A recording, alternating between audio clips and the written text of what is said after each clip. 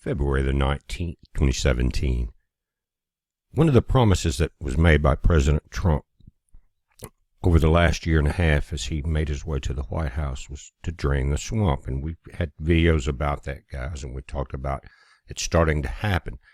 And I think because of the leaks on the phone calls and things like that, it has accelerated.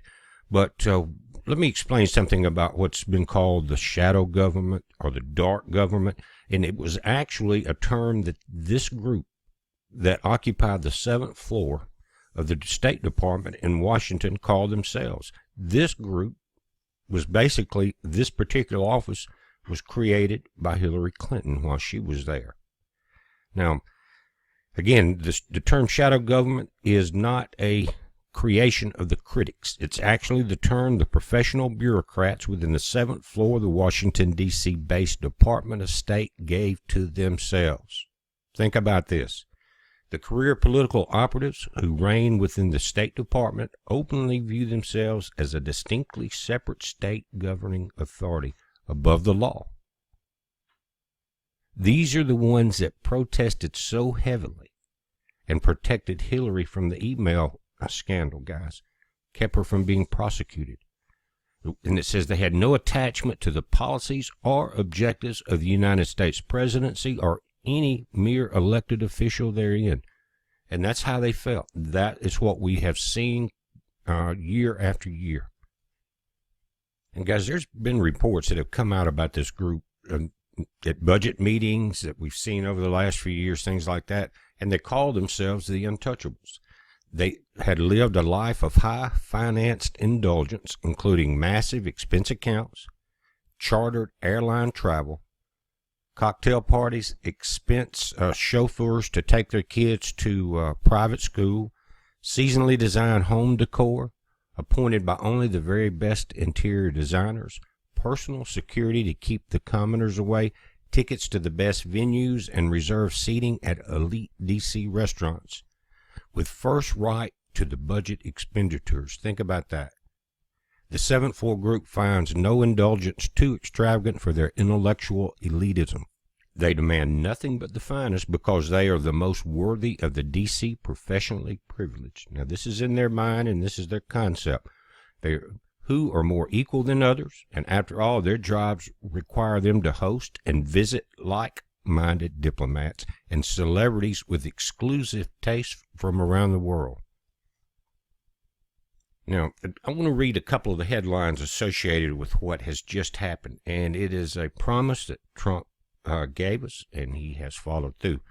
Washington, D.C., much of the 7th floor staff who work for the Deputy Secretary of State for Management and Resources. Think about the resources part of this and the management. BLM come to mind. Uranium getting sold to Russia, guys. Does that come to mind in this resources deal? And Hillary Clinton, she founded this office. It says, and the counselor offices. That's the lawyers for these guys and gals. They were told today that their services were no longer needed. Now, this report's been out about 24 hours, and we're just now getting more details. Two sources also told CBS News, for one, that Ambassador Christy Kenny, the counselor of the State Department and one of the last remaining senior officials, was informed that she will be let go. She is a career Foreign Service officer who has served as an ambassador under President Obama, Bush, and Clinton. Her staff was told that Secretary Tillerson did not intend to fill the counselor's position anytime soon, and they needed to look for work. It is irresponsible to let qualified, nonpartisan, experienced people go before you have any idea of their replacement. Guys, this again, mainstream's going to cry about this all week until they read the new executive order that's coming out here in the next couple of days that Trump promised us. And it's going to override the liberal judges of the Ninth Circuit Court and anyone else that stands in his way to protect the country. If you saw the speech that he gave in Melbourne, Florida yesterday, he read the law that gives the President of the United States the right to determine whether or not someone is a danger to the United States and whether or not they should be allowed in. It's in his right. It is, again, the mainstream, it is irresponsible to let qualified, nonpartisan, experienced people go before you have any idea of the replacement. Think of that statement. Nonpartisan. It is the most partisan bunch in Washington, in the United States, and probably in the world, because they have controlled and manipulated everything that has to do with destroying this nation. And they're going to say you can't do foreign policy by sitting in the White House just out of your back pocket. And then this is from Tom Countryman, a former assistant secretary for non-proliferation who was let go earlier this month. He's still whining.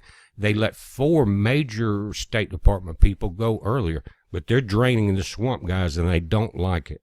And he continues whining. He says, Countryman worries that the White House is displaying an intent not to rely on the State Department for foreign policy, and that no one will be in place to challenge the edicts drawn up in the Oval Office.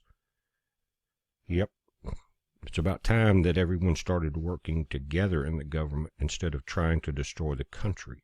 And if you look at all the reports about the 7th floor, they consider themselves a complete and separate structure of government. They also functioned as a complete and separate ideological structure of government. Again, our government being run by the 7th floor shadow government with their own ideas of what this nation was going to end up like. And we saw what it has nearly become in the last 8 years. The article goes on to say, guys, Secretary Rex Tillerson is tasked with taking the corrupt and rotting vehicle down to the frame and cutting out the cancerous rust. Very well said. This is yet another epic battle with 0 Washington, D.C. supporters as Trump and T-Rex endeavor, that's what they're calling Rex Tillerson, endeavor through the restoration phase. Guys, but again, they're draining it. We're going to update it and watch, maybe tomorrow, Trump said early in the week, a new executive order on immigration. So heads up, be safe.